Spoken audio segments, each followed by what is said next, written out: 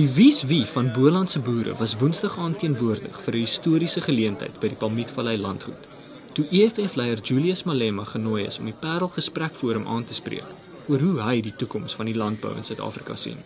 Today we have a situation where our people operate in an international competitive situation without the necessary support from the state.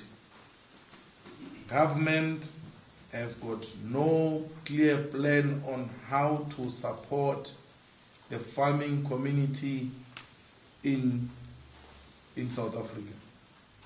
They are concentrating in mining sector because there is individual benefits for the politically connected individuals, but neglect the agriculture because the model proposed in agriculture is not that of individual benefits, but that of farm workers partnering with their bosses to continue production. And because they don't stand to benefit, they do not pay the necessary attention or put more resources to finance those types of a transaction. But the EFF speaks about something that many of you are very scared of, which is the expropriation of land without compensation. Because the EFF believes that we need the most effective mechanism to redistribute the land into the hands of all South Africans. And what do we mean by that? We mean that government must be the custodian of the land. And the land that is abandoned and is idling should be expropriated to the benefit of all. And as long as that land is expropriated for public purpose and public interest, then it must be given a go-ahead. So if there is a farm which is productive, and we know that that land is used for agricultural purpose, we don't have to interfere with the production in that piece of land. We ought to protect it. And government must give us money, we the farmers.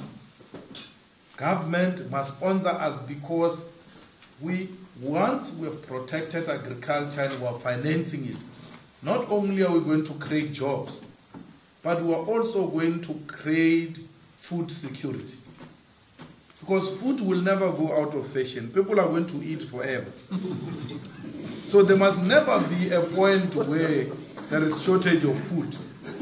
We need to guarantee our people of food at all times. So we must ensure that we provide our people food and through protecting of the local industry. The established Afrikaner farmers, you owe it to the people who have been oppressed for the past 3 years to mentor them. If you say we are going to take land and this land will not be used for anything, you are to be blamed yourselves. Because when a government buys a farm for millions of rands and give it to a black community, and you know that there might be a possibility of a lack of skills amongst those community members, and you sit back and later on come to blame that this is another black failure, you have failed yourself. Because if you love this country, you must love your people. We belong, all of us, to this country, and all of us have got an obligation to contribute. Once a government hand over a farm to a community, Afrikaner white farmers, well experienced, must immediately move closer to that community, mentor it, make sure the right things are done, volunteer your services. Because if these people are going to swim in a pool of poverty for a very long time, one day they will turn against you. You owe it to them and say to them, I'm part of this community. I'm volunteering my service. I'm going to make sure that this land is used productively and this land is going to feed the children of this community. We must actually stop this thing that once they buy a farm from you, you take millions and come from the other side and then rent the same farm they just bought from you. You must be ashamed. You must say, I'm not going to rent this farm, I've sold it, I will stay here for the next 2 to 3 years, mentoring and transferring skills to these people. At least I owe it to them. So that's how practical we can start embracing each other. That's how practical you too can be guaranteed that your stay in South Africa is more than welcome and no one is going to wake up in the morning and chase you out. The reason why all of you, every time you see Malema and ask him, hey, are we welcomed here? Hey, what's happened? It's because you know your sins. If you know you have nothing to fear, why do you go around asking people, are you welcomed here?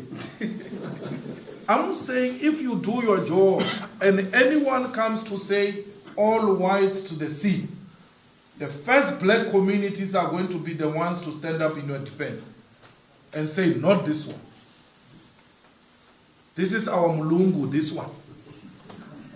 Once you hear a black community beginning to call you like that, you must know that they've incorporated you into their community.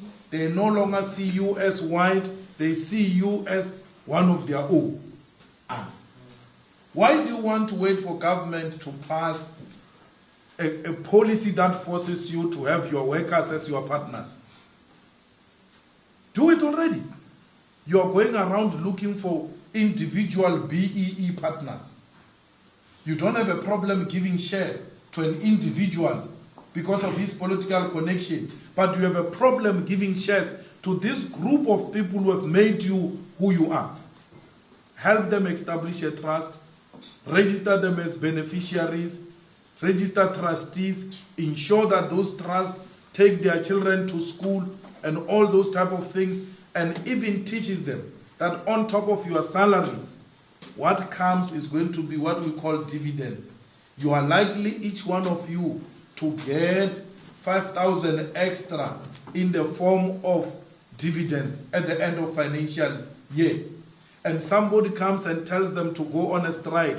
They will tell that person, hey, how do I strike against myself?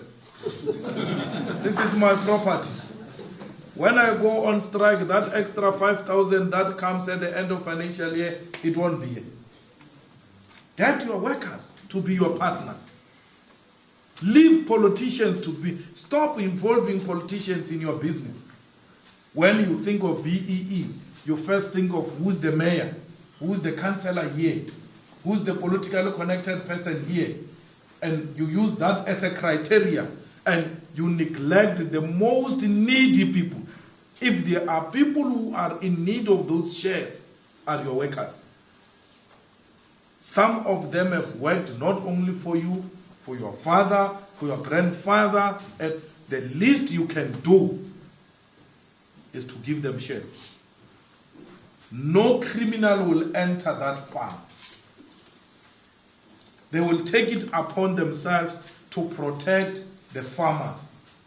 There will never be a complaint of killing of farmers anywhere else because they will take it upon themselves to protect one of their own. So all of us, those who stand to lose, we ought to think, what contribution can I make to change the lives of ordinary people? You can do so much, I agree. The state must protect you. The state must make sure you continue to produce so that you can take care of others. That's an EFF model. The EFF says everybody involved in agriculture will be given tractors, the seeds, and all the necessary equipment to allow production to continue. Because we believe that agriculture has got a bigger role to play in South Africa. You are on your own. As things are now, those of you who are surviving, you are surviving on your own without the state support. And we must thank you for being courageous and continue to feed us even under these difficult conditions without a state support. You have demonstrated that you are entrepreneurs. You've got the necessary skill.